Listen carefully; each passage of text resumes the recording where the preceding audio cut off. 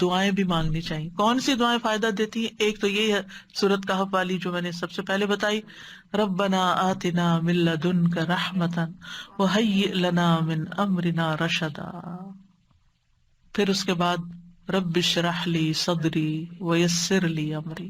خاص طور پر جب کوئی کام مشکل ہو جائے نا تو یہ دعا پڑھ کے ویسر لی امری ویسر لی امری ویسر لی امری، تکرار کے ساتھ، اصرار کے ساتھ اپنا وہ معاملہ سامنے رکھ کے اللہ میرا یہ کام آسان کر دے. اور شرح صدر کیا ہوتا ہے؟ اے اللہ میرے سینے کو نور سے بھر دے، ایمان سے بھر دے، حکمت سے بھر دے، کیونکہ مشکل وقت میں ان سب چیزوں کی بڑی ضرورت ہوتی ہے. ایمان سے ہی مقابلہ کیا جا سکتا ہے مشکلات کا. ایمان ہوتا ہے تو تکلیفیں بھی برداشت ہو جاتی ہے، صبر بھی آ جاتا ہے. اور پھر یہ کہ میرا وہ کام، وہ راستہ میرے لیے آسان کر دے کہ جس سے میں چل کے تیری طرف آ جاؤں، تیرا بن جاؤں، اور اس راستے کی جو سختیاں اور مشکلات ہیں وہ میرے لیے آسان کر دے. پھر لا الہ الا انت سبحانک انی کنت من الظالمین. رسول اللہ صلی اللہ علیہ وسلم نے فرمایا، کیا میں تمہیں ایسی چیز نہ بتاؤں کہ جب تم میں سے کسی آدمی کو رنج و الم اور دنیا کی آزمائشوں میں سے کوئی آزمائش آئے تو وہ اس دعا کو پڑھے تو اس کی تکلیف دور ہو جائے گی.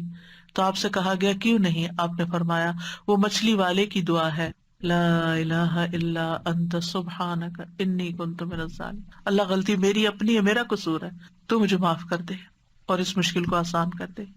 اللہ اللہ ربی لا اشرک بہ شیئا، شرک سے بیزاری اور برات کا اعلان.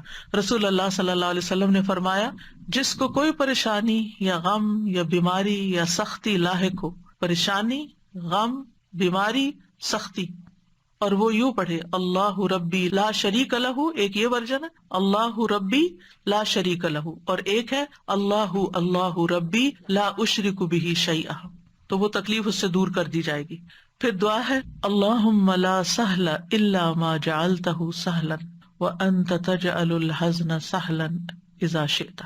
اے اللہ کوئی کام آسان نہیں مگر جسے تو آسان کر دے، اور جب تو چاہتا ہے مشکل کو آسان کر دیتا ہے. اللہ کے لیے تو کچھ مشکل نہیں، مشکل ہمارے لیے. تو اللہ تعالیٰ آپ اس مشکل کو آسان کر دیں، یعنی آپ اس سختی کو نرمی میں بدلیں گے، آسانی کر دیں گے تو ہی آسانی ہو. یہ دعا حزن اور حزن دونوں طرف سے پڑھی جاتی.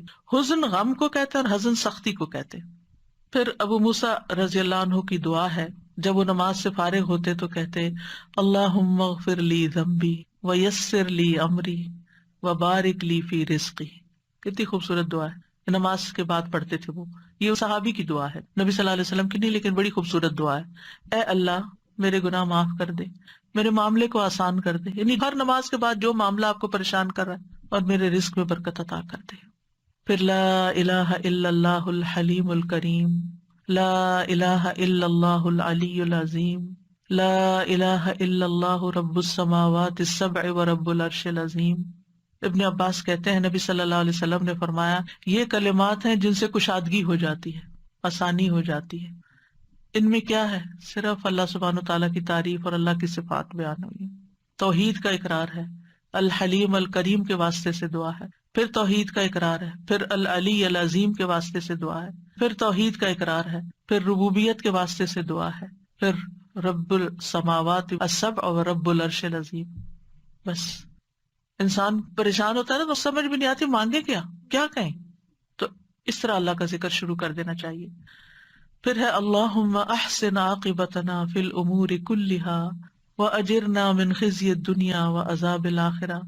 اے اللہ ہمارے تمام معاملات کا انجام اچھا کر دے اور ہمیں دنیا کی رسوائی اور آخرت کے عذاب سے محفوظ رکھ. تو یہ سارے معاملات میں آسانی اور انجام کی خوبصورتی کی دعا ہے. پھر ہے اللہم انی اعوذ بک من ضیق الدنیا وضیق یوم القیامہ. اے اللہ بے شک دنیا کی تنگی سے اور قیامت کے دن کی تنگی سے میں تیری پناہ چاہتا ہوں. پھر ایک اور بہت خوبصورت دعا ہے. ابن عمر کہتے ہیں ایسا کم ہی ہوتا کہ رسول اللہ صلی اللہ علیہ وسلم کسی مجلس سے اپنے صحابہ کے لیے یہ دعا کیے بغیر اٹھے ہوں. اللہم اقسم لنا من خشیتک ما تحول بہ بیننا وبین معاصیک ومن طاعتک ما تبلغنا بہ جنتک ومن الیقین ما تہون بہ علینا مصیبات الدنیا یا دوسرے ورژن میں مصائب الدنیا ومتعنا باسماعنا وابصارنا وقوتنا ما احييتنا واجعله الوارث منا واجعل ثأرنا على من ظلمنا وانصرنا على من عادانا ولا تجعل مصيبتنا في ديننا ولا تجعل الدنيا أكبر همنا ولا مبلغ علمنا ولا تسلط علينا من لا يرحمنا۔ اے اللہ ہم میں اپنا خوف اتنا تقسیم کر دے کہ وہ ہمارے اور ہمارے گناہوں کے درمیان حائل ہو جائے۔ اور یہاں خشیت کی بات کی گئی ہے جو علم سے آتی ہے، جو خوف علم کی وجہ سے پیدا ہوتا ہے، کہ اللہ ہمیں ایسا علم عطا کر اور اس علم کے ساتھ ایسا اپنا ڈر دے کہ ہم گناہوں سے بچ جائیں، کیونکہ گناہ مصیبتیں لاتے ہیں، اور اپنی فرما برداری اتنی تقسیم کر دے کہ وہ ہمیں تیری جنت تک پہنچا دے، کیونکہ اطاعت کے کام ہی انسان کو جنت تک لے جاتے ہیں، اور اتنا یقین عطا کر دے کہ ہم پر دنیا کی مصیبتیں آسان ہو جائیں، یعنی اتنا زیادہ ایمان کا آخری درجہ نا یقین، یعنی ایمان کی مضبوطی عطا کر دے کہ جس کی وجہ سے ہمیں دنیا کے غموں کی پرواہ نہ رہے، اور جب تک تو ہمیں زندہ رکھے ہماری سماعت، ہماری بصارت اور ہماری قوت سے ہمیں فائدہ عطا کر، یعنی ہمارے آنکھیں، کان، ہماری ساری قوتیں، صلاحیتیں کام کرتی رہے، ہم بیکار ہو کے بستر پہ نہ پڑ جائیں، اور اسے ہمارا وارث بنا دے، یعنی بعد میں بھی یہ ہمارے اعضاء ہمارے لیے ایسا کام چھوڑ کے جائیں کہ جو صدقہ جاریہ بن جائے،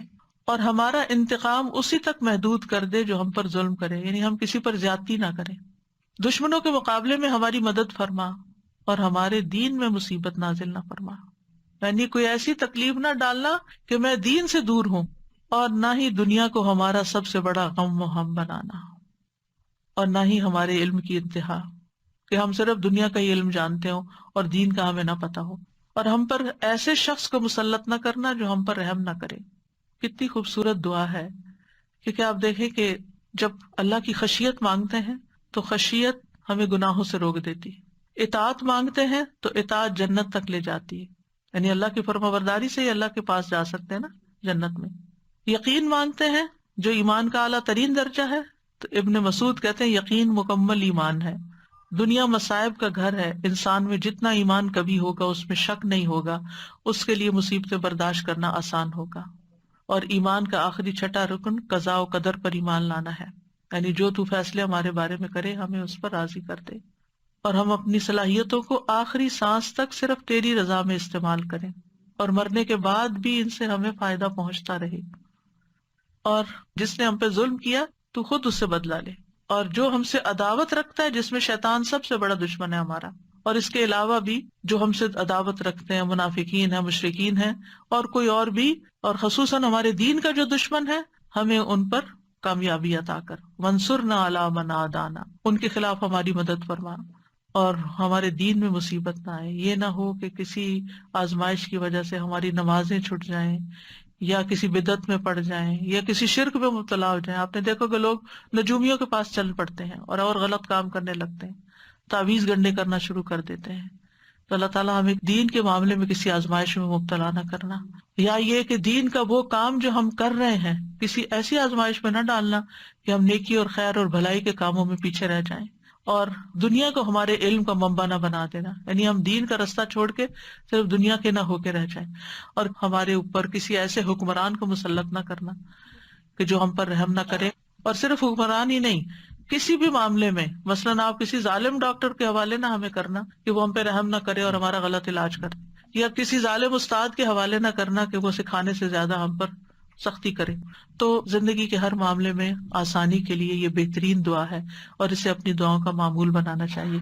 وآخر دعوانا ان الحمد للہ رب العالمین، سبحانک اللہم وبحمدک، اشہد ان لا الہ الا انت، استغفرک واتوب الیک۔ السلام علیکم ورحمۃ اللہ وبرکاتہ۔